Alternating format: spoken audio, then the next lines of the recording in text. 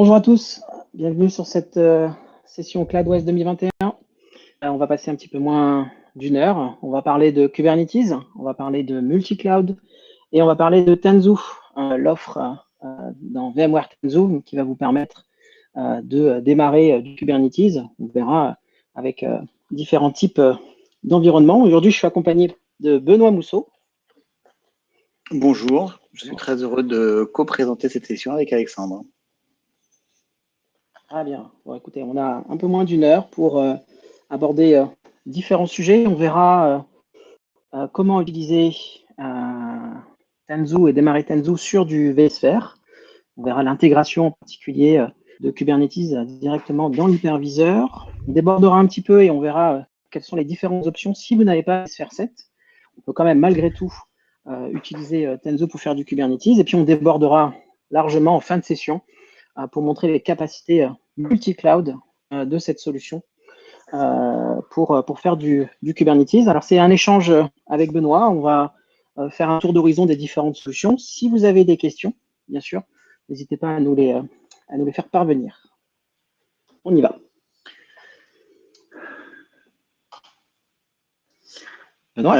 Oui. Bonjour Alexandre.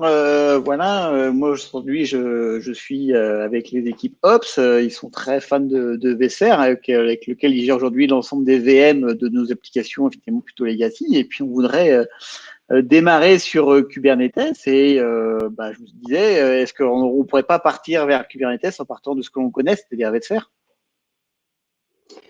Ok, alors effectivement, aujourd'hui tu as entendu parler de l'intégration de Kubernetes dans vSphere. Il se trouve que si tu as vSphere 7, tu disposes en fait en réalité déjà de cette capacité à pouvoir instancier du Kubernetes sur ton infrastructure. Alors ça se base en fait sur un service, ça s'appelle Tanzu Kubernetes Grid Service. C'est l'occasion d'instancier des clusters en utilisant la distribution Tanzu Kubernetes Grid. On va appeler ça TKG pour aller plus vite.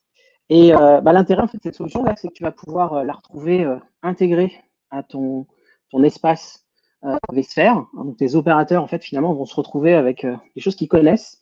Ils vont avoir des fonctionnalités supplémentaires pour pouvoir instancier du Kubernetes et donner des clusters prêts à l'emploi à tes développeurs. Alors je te propose de... Ouais, écoute, je te propose de faire un petit tour. Ah, parce qu'en plus on fait de la démo. Ah, parce qu'on fait de la démo, sinon c'est pas une vraie session, sinon. Alors ici, on se retrouve avec une instance vSphere 7. Alors tu vas retrouver effectivement tes VM. Tu vas pouvoir continuer à faire de la virtualisation, compute, network, storage. C'est le même client vSphere que tes opérateurs connaissent déjà. La nouveauté, c'est que tu vas pouvoir activer ici, dans Workload Management, des capacités supplémentaires pour pouvoir créer des clusters TKG, des clusters Tanzu. Là, tu vois la notion de namespace. Donc là, j'ai créé un namespace dans lequel tu vas pouvoir attribuer des ressources. Donc, dans ce namespace, je vais pouvoir continuer à déployer des VM, mais je vais aussi pouvoir créer des clusters Kubernetes. Alors, tu vois les notions de permission, de stockage. Alors, ça veut dire que tous les paramétrages que je vais indiquer au niveau de ce namespace vont être hérités, vont être appliqués sur les VM et sur les clusters Kubernetes qui seront instanciés à l'intérieur. Donc, c'est-à-dire que je vais pouvoir faire du airback jusque dans les clusters, directement sur les objets Kubernetes, être capable de donner des permissions, des droits.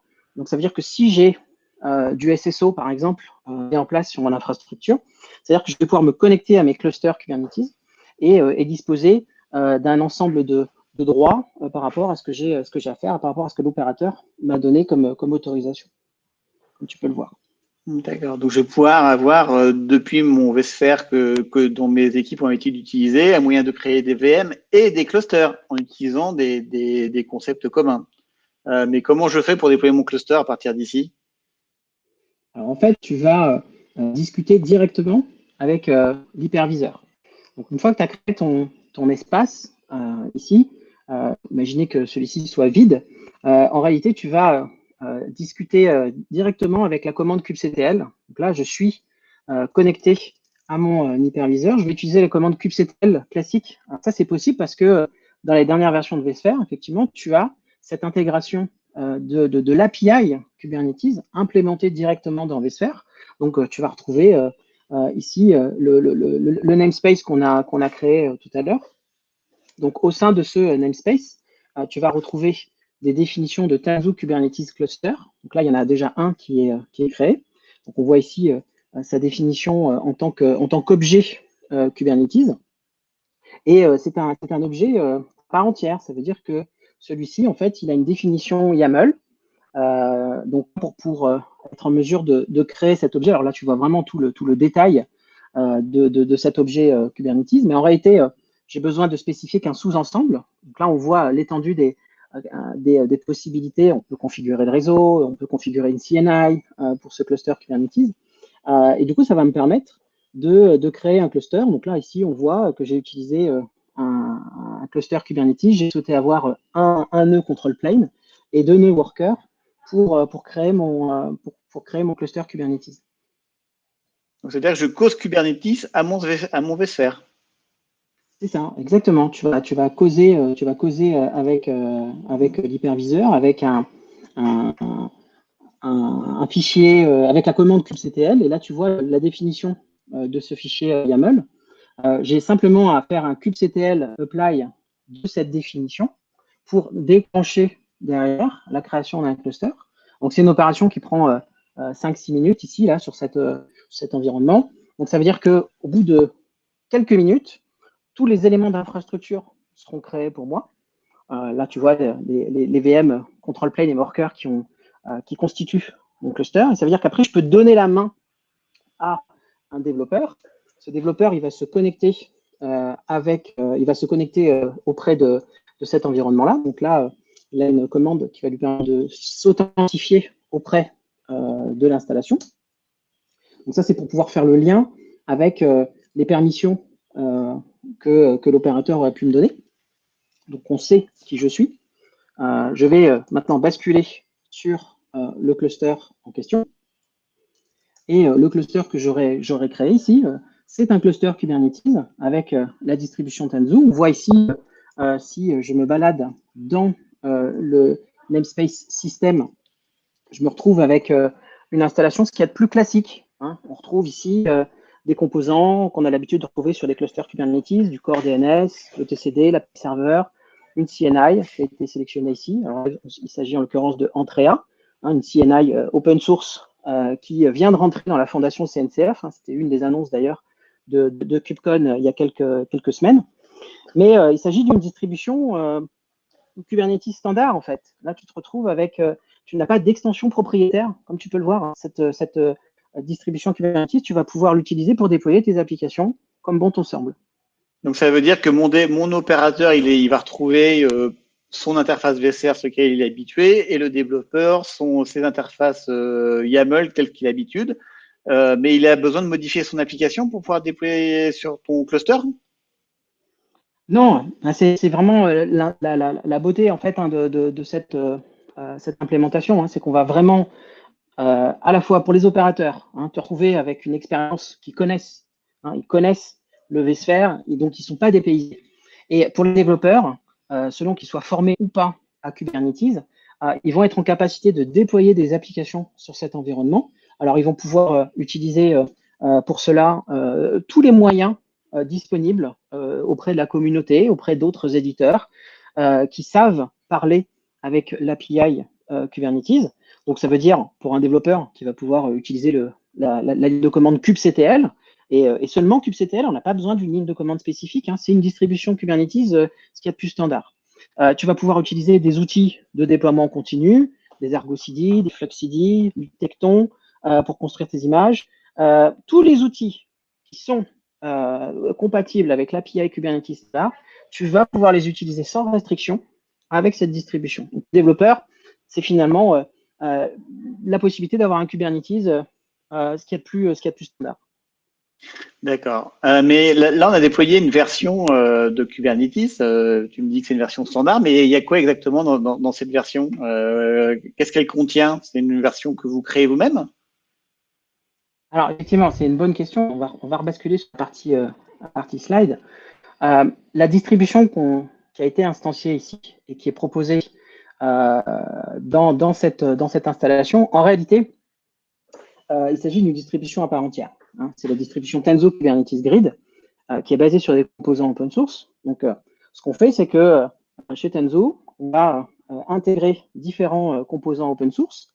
Alors, ça tombe bien parce qu'on est parmi les contributeurs les plus importants aujourd'hui en termes de contribution open source au projet Kubernetes.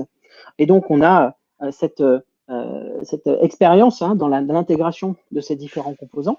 Ce qui est important, en fait, finalement, c'est de se retrouver avec une distribution qui est prête à l'emploi et qui va te permettre après, derrière, de la déployer sur différentes infrastructures. Donc là, on a vu une intégration avec vSphere, mais tu vas pouvoir aussi, après, derrière, déborder sur d'autres types d'infrastructures.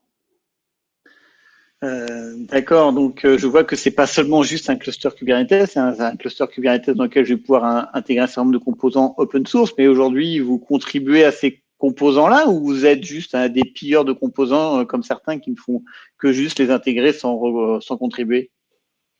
Non, voilà, c'est là où effectivement Tanzu est un acteur important de la communauté open source, comme je venais de l'indiquer. Un élément, par exemple, parmi tant d'autres, Cluster API. Cluster API, c'est un pur produit de la communauté open source. C'est un ensemble d'objets, d'extensions en fait, d'objets Kubernetes qui vont étendre l'API Kubernetes. C'est complètement standard. On va retrouver ça sur le GitHub de Kubernetes, et ça reste sous une gouvernance CNCF. Donc, toutes les contributions qui sont faites à ce projet-là, Cluster API, sont réalisées en pure open source, avec une forte contribution de VMware, par exemple, pour ce projet-là. Je parle de Cluster API, c'est un élément important parce que c'est lui qui va assurer en fait le niveau d'abstraction par rapport à l'infrastructure. Donc, c'est un élément clé. C'est grâce à Cluster API que tu vas pouvoir déployer cette distribution Kubernetes sur du vSphere, sur du cloud public, sur du cloud souverain, par exemple. C'est Cluster API qui va faire l'abstraction par rapport à l'infrastructure. D'accord. Donc ça m'intéresse ce que tu viens de dire parce que effectivement, si on va commencer notre initiative à l'intérieur de notre data center, aujourd'hui, on a des vues sur du cloud public, sur d'autres providers, et puis j'ai également des partenaires qui seraient intéressés et qui sont pas clients de vSphere 7. Donc aujourd'hui, ton TKG, il est que vSphere ou je peux l'utiliser sur d'autres moteurs ou d'autres providers? Alors, cette distribution Tanzu, tu vas pouvoir l'instancier sur différentes infrastructures. Alors, on a vu que tu pouvais le retrouver nativement, soit dans vSphere 7, tu avais cette capacité aussi à pouvoir déployer TKG sur du vSphere 6.7. C'est la version minimale dont tu as besoin pour pouvoir déployer du Tanzu sur un environnement vSphere. Grâce à Cluster API, tu vas pouvoir aller plus loin. Tu vas pouvoir aller sur du cloud public. Donc, par exemple, là, j'ai un environnement qui est installé sur un environnement, une infrastructure cloud public. Donc, je vais basculer sur cet environnement-là. Cette distribution Tanzu, ici, j'ai déjà instancié un cluster. Donc, tu vois ici un cluster qui est instancié.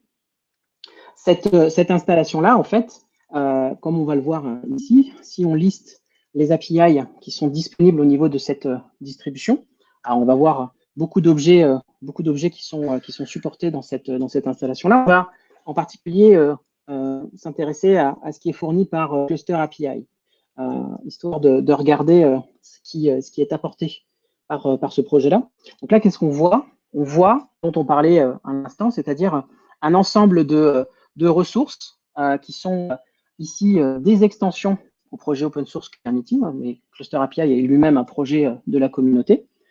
On va retrouver des définitions de clusters. Ces clusters, ils vont référencer des control planes, des déploiements de machines, et après, in fine, derrière, on va se retrouver avec l'infrastructure. Donc là, je suis sur une infrastructure AWS, donc on va retrouver derrière des extensions pour pouvoir fonctionner sur AWS. Et ces extensions-là, en fait, tu vas pouvoir les retrouver pour AWS, pour Azure, pour Google, pour différents types d'infrastructures. C'est ce que permet de faire Cluster API. C'est de standardiser la manière dont on va adresser le déploiement d'une distribution Kubernetes. Et c'est précisément le choix qu'on a fait chez VMware Tanzu. Donc, cette distribution Tanzu, elle s'appuie sur le produit de la communauté Cluster API. Et c'est ce qui va nous permettre, après, derrière, de déployer cette distribution sur différentes infrastructures, comme tu peux le voir. D'accord. Mais là, tu vas montrer deux clusters Kubernetes. C'est quoi la différence entre celui qui était dans le vSphere et celui qui est dans AWS? En réalité, il n'y a pas vraiment de différence, en fait. Là, le cluster qui est déployé ici sur AWS, si on regarde la liste des pods qui sont à l'intérieur du namespace kubesystem, en fait, on va retrouver à peu près les mêmes choses. On va retrouver une CNI, on va retrouver un core DNS, on va retrouver le TCD, on va retrouver l'API server. On va retrouver finalement la même distribution. La différence, c'est que le provider d'infrastructure, lui, est différent. La partie cluster API va se charger de fournir l'abstraction nécessaire. Et pour un développeur, pour un opérateur, finalement, c'est plutôt pas mal parce que ça veut dire qu'il va se retrouver avec une distribution qui s'appuie sur des composants standards et qui va lui permettre derrière de déployer ses applications, soit sur des infrastructures on-prem, ou alors, ou d'ailleurs, ça peut être de manière hybride, aller sur des infrastructures de cloud public ou cloud souverain. D'accord, donc en fin de compte, VMware Tanzu me fournit des drivers de cluster API qui sont sur différents providers et c'est lui qui se charge justement de faire ce tampon entre les différents clusters qui me permet, moi, en tant que consommateur de cluster, finalement, d'avoir une couche d'abstraction qui me dit j'ai un cluster Kubernetes, qu'importe l'infrastructure sur laquelle il consomme. Mais aujourd'hui, cette version de Kubernetes, comment vous en fournissez une par an, une tous les 6 mois, ou comment vous faites par rapport au rythme effréné qu'a le projet Kubernetes? Alors, Kubernetes, c'est un projet open source qui évolue beaucoup, effectivement, à une version majeure tous les 4 mois. Alors, le rythme est en train de ralentir aujourd'hui, mais c'est quand même un rythme effréné.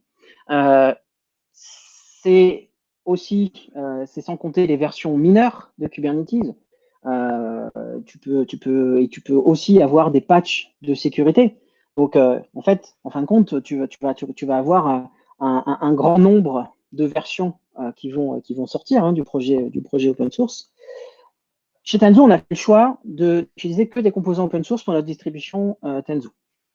Donc ça, c'est un élément important dans la stratégie. Ça veut dire que lorsqu'on va se synchroniser avec les différentes versions de Kubernetes qui vont sortir, c'est-à-dire qu'on va être capable de rapidement, une fois qu'on aura fait les intégrations, qu'on aura vérifié qu'il n'y a pas de régression par rapport à cette version Kubernetes et qu'on aura testé les chemins d'upgrade, vérifier qu'il est bien possible de passer d'une version de Kubernetes à une autre.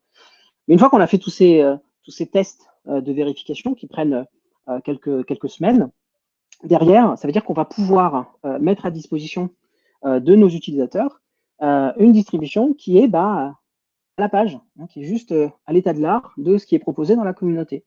Donc c'est comme ça que tu vas pouvoir profiter rapidement sur tes différentes infrastructures d'une distribution. Comme celle-ci elle est alignée sur l'open source, du coup ça va beaucoup plus vite que si on avait des extensions propriétaires ou alors des versions dérivées de cette distribution Kubernetes. Et ça fait toute la différence en fait. D'accord, je comprends mieux. Là, en te parlant, j'ai parcouru ma boîte d'email et j'ai vu que finalement, il y a quelques projets qui sont déjà partis sur Kubernetes. Alors ça, c'était bien, mais ils sont partis hors de cette super distribution Tanzu. L'idée, c'est comment je puisse les réintégrer. Est-ce que je peux les migrer dans Tanzu? Est-ce qu'il y a un moyen de les fédérer? Alors, en fait, ce qu'on voit aujourd'hui dans l'industrie, c'est effectivement une prolifération des solutions pour faire tourner du Kubernetes sur un grand nombre d'infrastructures. Et donc, en fait, effectivement, tu n'es pas le seul. Beaucoup de nos clients aujourd'hui vont se retrouver éventuellement avec un parc, une flotte de clusters Kubernetes qui peut éventuellement ne pas être basé sur la même souche, sur la même version. Et donc, il y a un enjeu derrière pour arriver à fédérer tout ça. Et d'un point de vue opérateur, comment est-ce que je fais pour gérer finalement des clusters qui sont peut-être instanciés chez moi, on-prem, j'ai peut-être des clusters sur un cloud provider, sur un autre, et ça peut rapidement devenir une certaine difficulté pour opérer tout ça. Alors, c'est pour ça que chez Tanzu, on a une offre qui s'appelle Tanzu Mission Control, qui va te permettre de fédérer tout ça. Hein, tu vas pouvoir récupérer, attacher n'importe quelle distribution Kubernetes sur cet outil-là, hein, qui va te proposer un dashboard. Alors, quand je dis n'importe quelle distribution Kubernetes, du moment que cette distribution implémente et conforme, hein, avec l'API Kubernetes, et c'est le cas, il faut le dire, de la majorité des distributions que tu retrouves sur le marché, qu'elles soient issues d'un éditeur ou qu'elles soient construites directement à la main à partir des composants, des procédures d'installation détaillées en open source. Du moment que tu as un cluster Kubernetes, tu vas pouvoir le rattacher à Tanzu Mission Control et donc tu vas pouvoir derrière visualiser, avoir un premier niveau de visualisation sur la santé de ton cluster. Tu vas pouvoir aussi avoir différentes fonctionnalités de configuration, de sécurisation de ce cluster-là. Et tu vas aussi pouvoir créer de nouveaux clusters depuis cette interface-là, Tanzu Mission Control. D'accord, donc c'est un point d'entrée qui me permet de faire comme un berger, de récupérer tous les clusters existants dans mon organisation et de leur mettre un collier, un chien de berger, et puis voire même d'en créer des nouveaux. Donc c'est super intéressant, mais aujourd'hui ces clusters-là qui tournent sur AWS, vSphere, aujourd'hui Tanzu Mission Control, j'installe où? Alors Tanzu Mission Control, en fait, tu ne l'installes pas. C'est une solution qui est multi-cloud. Donc en fait, elle est disponible en offre SaaS. Ici, je te montre une installation Tanzu Mission Control. Alors, tu vois, je vais devoir d'ailleurs me réauthentifier. Cette installation-là, elle va me permettre de disposer de mises à jour proposées par Tanzu au niveau de Tanzu Mission Control. Donc, il y a régulièrement de nouvelles fonctionnalités qui sont ajoutées. On va supporter différentes versions. Donc, tu vois, sur cette installation-là, on a un peu plus d'une centaine de clusters qui sont rattachés à Tanzu Mission Control. Alors là, tu vas retrouver du cluster chez Google, chez AWS. On pourrait avoir de l'Azure, on pourrait avoir, comme tu vois, des distributions. C'est pas forcément du Tanzu, c'est n'importe quelle distribution Kubernetes qui existe. Je vais pouvoir l'attacher. Donc là, si on prend l'exemple d'un cluster instancié sur une infrastructure AWS, ici, tu vas pouvoir récupérer des informations sur ton cluster. Tu vas pouvoir visualiser l'état des nœuds. Tu vas pouvoir déployer aussi des mécanismes, par exemple, activer de la data protection. Donc ça, c'est pour pouvoir déployer depuis Tanzu Mission Control une solution comme Velero. Velero, comme tu le sais, c'est un outil de la communauté open source qui s'est spécialisé, qui fait du backup and restore de tes applications et de tes clusters. C'est un exemple de plus de contribution open source de VMware Tanzu. C'est un produit open source que tout le monde peut utiliser, lui qui est produit par Tanzu. Ce produit-là, il est intégré directement dans Tanzu Mission Control pour pouvoir activer, par exemple, des backups automatiques. Ça, quel que soit le cluster que j'ai à gérer. Alors après, tu peux simplifier la vue et créer des groupes pour rattacher différents clusters. Ici, on peut voir des clusters sur AWS, sur Google Cloud, etc. et avoir une vision plus simplifiée. Mais c'est l'occasion en fait d'avoir une vision 360 de tous les clusters, de toutes les ressources que tu peux avoir. Et également, et ça n'adresse pas seulement les clusters qui sont sur le cloud, je peux également connecter au montage de Mission Control à des installations qui seraient sur de l'on-prem. Donc, le cluster qui est ici déployé chez moi sur mon data center, je peux aussi le fédérer à cette installation Tanzu Mission Control et en fait finalement avoir un tableau de bord de tous mes clusters, quel que soit l'éditeur, quelle que soit la solution Kubernetes utilisée et quelle que soit l'infrastructure utilisée. D'accord. Donc effectivement, ça me permet d'avoir le catalogue de l'ensemble de mes clusters et un premier niveau de santé de mes clusters. Mais tu m'as parlé de les regrouper. Les regrouper, pourquoi faire? Juste pour les voir ou je peux faire autre chose dans ces regroupements? Alors, non seulement effectivement, tu vas pouvoir visualiser des informations, on a vu, hein, de premier niveau sur la bonne santé d'un cluster. Donc là, par exemple, un cluster instancié sur AWS depuis Tanzu Mission Control, tu vas aller consommer directement de l'infrastructure. Alors là, c'est AWS. Mais donc, ça veut dire que Tanzu Mission Control se charge de gérer le cycle de vie de ce cluster instancié chez AWS. Donc, ça veut dire aussi que je vais pouvoir, par exemple, ici, dans le cas présent, déclencher des opérations de mise à jour. Donc, depuis Tanzu Mission Control, je vais pouvoir centraliser et simplifier la vie de mes opérateurs. Ils vont pouvoir déclencher des upgrades de clusters. On n'a plus à se soucier des versions qui sont compatibles, de l'intégration des différents composants open source. Tout ça, c'est fait en amont par Tanzu.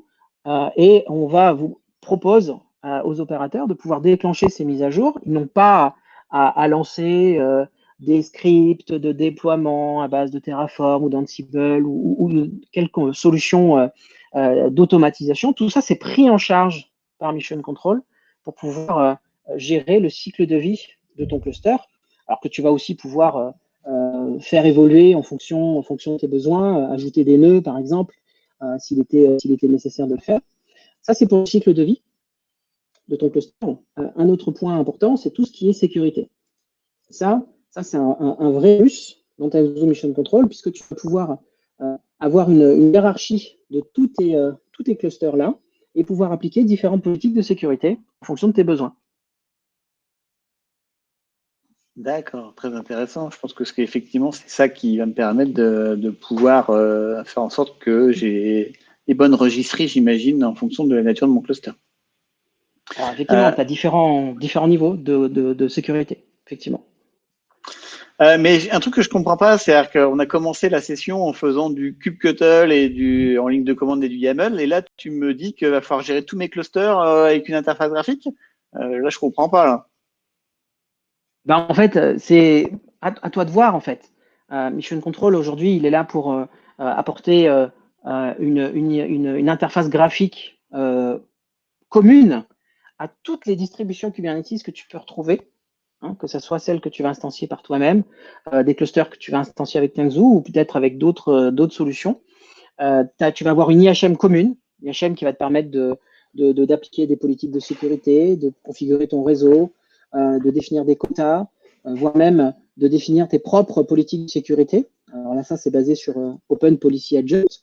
D'accord ? C'est que des standards qui sont mis en œuvre et il faut voir Tanzu Mission Control comme un control plane, qui va te permettre de centraliser la manière dont tu vas opérer tes clusters sur différentes infrastructures, sur différents clouds.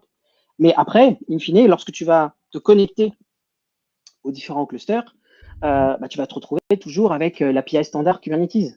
Donc, toi, tu es développeur, tu veux utiliser un cluster qui se trouve sur une infrastructure quelconque, tu vas utiliser la commande kubectl.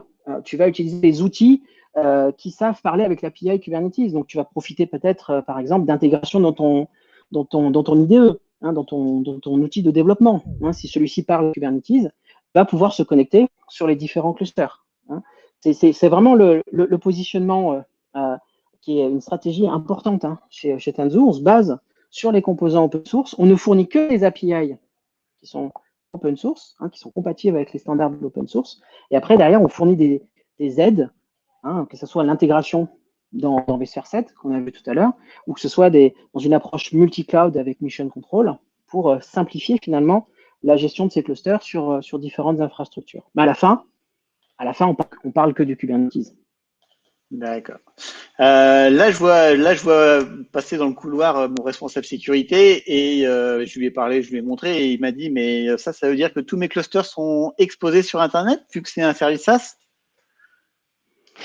Alors effectivement, c'est une bonne question. Tu peux te dire, Tanzu Mission Control, il va pouvoir se connecter à des clusters qui sont sur du cloud public. Il va éventuellement pouvoir se connecter à des clusters qui sont sur du vSphere. Du coup, naturellement, la question de comment est-ce que je me connecte à mon cluster va se poser. Et en particulier, est-ce que j'ai besoin d'ouvrir un flux? Est-ce que j'ai besoin d'ouvrir une communication de l'extérieur pour pouvoir manager mes clusters qui sont on-prem, qui sont chez moi, sur mon cluster? Bien heureusement, non. En fait, le principe de Tenzo Mission Control, il a été conçu à la base pour pouvoir être déployé dans des environnements contraints, restreints, avec un paramétrage de la sécurité, avec certainement des proxys HTTP ou des pare-feux qui vont restreindre les communications entrantes et sortantes. Aujourd'hui, Tenzo Mission Control, on le déploie dans des organismes bancaires. Des banques s'appuient sur Tenzo Mission Control pour manager leur cluster, qu'elles soient sur du cloud public ou sur des installations on-prem. C'est le cas aussi d'organismes gouvernementaux, ministère de la Défense, par exemple, aux États-Unis, qui s'appuient sur ces outils-là. Et c'est quand même le ministère de la Défense, donc on peut imaginer qu'il y a quand même quelques éléments de sécurité qui sont renforcés. Eh ben, Tenzo Mission Control ne pose pas de problème. Il y a les mécanismes techniques qui sont implémentés. Alors concrètement, ça veut dire quoi? Ça veut dire que tu n'as pas besoin d'ouvrir un flux entrant dans ton système d'information. Simplement, venir à un moment donné connecter, déployer un nœud localement sur ton infrastructure. Donc là, on va le déployer dans le supervisor cluster, ici sur du vSphere 7 concrètement. Et derrière, il va y avoir que des communications vers l'extérieur. Et il y a un mécanisme de commande-contrôle qui, grosso modo, va être à l'écoute. L'agent va attendre qu'il y ait une commande qui soit définie au niveau de Tenzo Mission Control. Par exemple, une création de cluster. Donc là, tu vois, je vais te donner un exemple. Je vais pouvoir créer un cluster ici sur mon installation on-prem. Donc, je vais retrouver tous les éléments de mon infrastructure ici. Et ce qui va se passer derrière, c'est que mon cluster ici, cette demande de création de cluster, là on voit les différentes versions Kubernetes, cette demande de création de cluster, elle va tomber dans le panier en quelque sorte, dans la banette de l'agent qui est déployé localement. Et celui-ci ici, lorsque j'aurai validé tous les paramètres, je vois les gabarits de VM que je peux configurer, etc. Donc là, je suis bien sur un outil ici qui me permet de gérer, d'avoir une vision multi-cloud. Ça me permet, malgré tout, de l'utiliser pour créer des clusters sur mon installation on-prem. Tout ça, c'est rendu possible parce que derrière, mon agent TMC discute avec Tenzo Mission Control et va me permettre, derrière, de réaliser les opérations qu'on a pu voir tout à l'heure. Voilà. Que ce soit sur la sécurité, sur un premier niveau d'observabilité, voilà, et toutes les fonctionnalités que tu retrouves dans Tenzo Mission Control. C'est super intéressant tout ça. Ça va permettre de démarrer facilement notre migration vers le cloud, des applications cloud native avec cette distribution Kubernetes. Je pense qu'on est équipé et on va pouvoir partir facilement et faire beaucoup de projets. Je te remercie beaucoup, Alexandre, parce que attends, Benoît. Attends, avant que tu repartes, c'est pas encore la fin, d'accord? Ah bon? On a oublié des morceaux encore? Non, en fait, tu n'as fait que créer des clusters Kubernetes. Tu sais rapidement créer des clusters, que ce soit sur ton infrastructure on-prem ou sur du cloud public. Finalement, tu as le choix, tu as la liberté de choisir l'infrastructure qui te correspond le mieux. Et tu peux avoir une stratégie hybride pour déployer des clusters Kubernetes. Mais je te rassure tout de suite, c'est que le début. C'est que le début de ton aventure. En réalité, derrière, lorsque tu vas commencer à mettre à disposition et à déployer du Kubernetes chez toi, tu vas avoir beaucoup de choses à gérer. Tu vas avoir besoin de construire des conteneurs à l'échelle, les sécuriser, déployer des corrections de sécurité, des failles de sécurité, il y en a tous les jours, avec des mises à jour dans Java, dans Node.js, dans mon Python, dans mes libs OpenSSL, dans mes OS de base, etc. La sécurisation des conteneurs, aujourd'hui, avec la quantité de composants qui sont embarqués dans tes conteneurs, qui sont utilisés par tes applications, c'est un vrai enjeu. Lorsque tu vas commencer à déployer tes applications, comment est-ce que tu vas les surveiller? Comment est-ce que tu vas les monitorer? La même chose pour les clusters. Tu vas retrouver des clusters on-prem, tu vas retrouver des clusters sur du cloud public. On a vu Tenzo Mission Control, il me propose un premier niveau d'observabilité, mais si j'ai envie de croiser les informations de monitoring entre ce qui se passe dans mon application, dans mon infrastructure, tu vas avoir besoin de mettre en place beaucoup de choses pour pouvoir mettre en place tout ça. Et puis, peut-être que tu vas devoir connecter différents clusters. Imagine un cluster sur du cloud public, tu déploies une application, mais tu as besoin d'accéder à des informations, à des bases de données qui restent on-prem, peut-être pour des raisons réglementaires. Comment est-ce que tu vas connecter tes différents clusters? Comment est-ce que tu vas connecter un cluster du cloud public sur un cluster qui serait instancié on-prem? Et puis après, il y a les questions des services. Parce qu'une application qui est instanciée, bien, mais tu vas avoir besoin de bases de données. Tu vas peut-être avoir besoin d'un message broker, ou que sais-je. Tout ça, ça accompagne le déploiement de tes applications. Comment est-ce que tu vas gérer tout ça? Tu vois que tout ça, c'est pas simple en fait. Kubernetes, c'est que le début pour pouvoir gérer tout ça à l'échelle et qui plus est avec une implémentation qui soit robuste et qui te permette d'évoluer dans le temps. C'est pour ça que chez Tanzu, chez VMware Tanzu, on n'a pas que des solutions pour faire tourner du Kubernetes, mais on a tout un catalogue de services, de produits que tu vas pouvoir utiliser. Donc la construction de conteneurs, c'est Tanzu Build Service, une solution qui va mettre en œuvre les build packs CNCF. Donc là, c'est des technologies, une fois de plus, qui sont standards et qui vont te simplifier la création de conteneurs. Plus besoin d'écrire des Dockerfiles. C'est le build service qui va s'occuper de conteneuriser l'application pour toi. Voilà. La même chose pour les services, bases de données que tu voudrais instancier. C'est disponible dans Application Catalog, un produit qui est construit sur les images open source Bitnami. Alors Bitnami, tu connais peut-être, ça fait plus de 10 ans qu'ils font de la conteneurisation de code open source. Bitnami, aujourd'hui, c'est Tanzu. Ils ont rejoint les équipes de VMware il y a 2 ans de cela. Et maintenant, tout le travail, toute l'expérience acquise par Bitnami dans la conteneurisation de code open source, ça atterrit dans Tanzu Application Catalog. Tu peux continuer à faire des images open source, c'est disponible, ça reste disponible sur les GitHub de Bitnami. Mais si tu veux un support entreprise, si tu veux de la documentation autour de ces composants-là, on peut t'aider avec Application Catalog. Idem sur la partie framework de développement, et je terminerai là. Le framework de développement Spring, c'est aujourd'hui un des frameworks les plus utilisés dans le monde, avec des millions de créations de nouveaux projets par mois. Ce framework open source pour les applications Java, c'est Tanzu qui est derrière et qui sponsorise avec des contributeurs open source qui sont en fait des employés de VMware Tanzu. On a une grande histoire avec ce framework open source, anciennement Pivotal et puis de manière plus ancienne aussi. Et donc, tu vas retrouver chez Tanzu un support de premier choix sur ce framework-là, un support sur Spring, sur Java, sur la JVM. Et donc, finalement, si tu reprends tout ça, si tu reprends Spring et tu reprends la création de conteneurs, les services, si tu prends la distribution Kubernetes de Tanzu, qui va tourner sur une infrastructure éventuellement on-prem sur du VMware, finalement, tu fais la boucle est bouclée et tu te retrouves avec un acteur qui est capable de t'accompagner sur l'ensemble de la chaîne. Infrastructure, distribution Kubernetes, middleware et application. Donc, je t'invite vraiment à regarder ce qu'on fait chez Tanzu. Si tu as des questions, n'hésite pas à nous contacter et on va certainement pouvoir t'aider pour moderniser ton infrastructure et tes applications grâce aux solutions Tanzu. Alors, j'ai quand même une petite question là sur le schéma que tu me montres, parce que moi, j'étais venu avec mon vSphere 7 et tu m'as empilé de 3 couches. Ça veut dire que pour profiter de tout ça, je suis obligé de prendre toute la stack et tous les produits. Ou alors c'est un menu ou c'est à la carte? C'est les deux en fait. On va faire simple.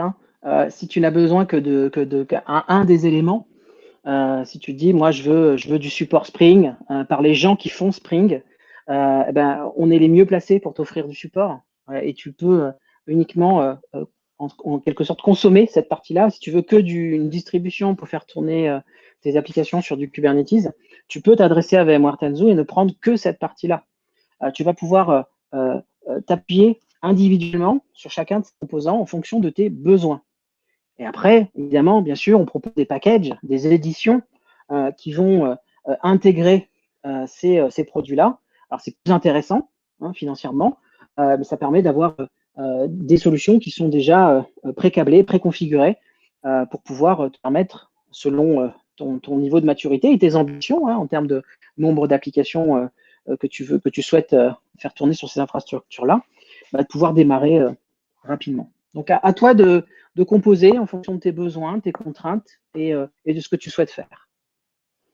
Eh ben, merci beaucoup, Alexandre. Moi, je vais aller voir les différentes équipes qui font du run, du build, du manage et qui ont et voir de quoi on a besoin. Et puis, on viendra vous voir et vous poser des questions plus précises à notre organisation.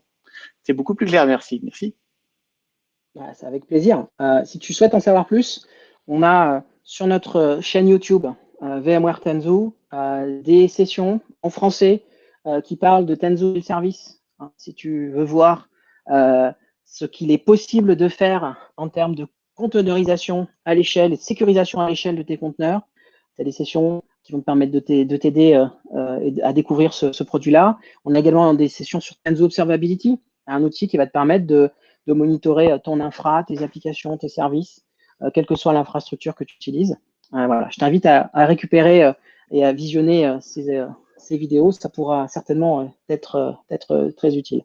Et puis, s'il fallait prendre contact, surtout n'hésitez pas à nous solliciter si vous avez des questions-réponses. C'est avec plaisir qu'on y répondra. Merci à tous pour votre participation à cette session. Merci Benoît pour tes questions. Merci Alexandre. Beaucoup, c'est très clair.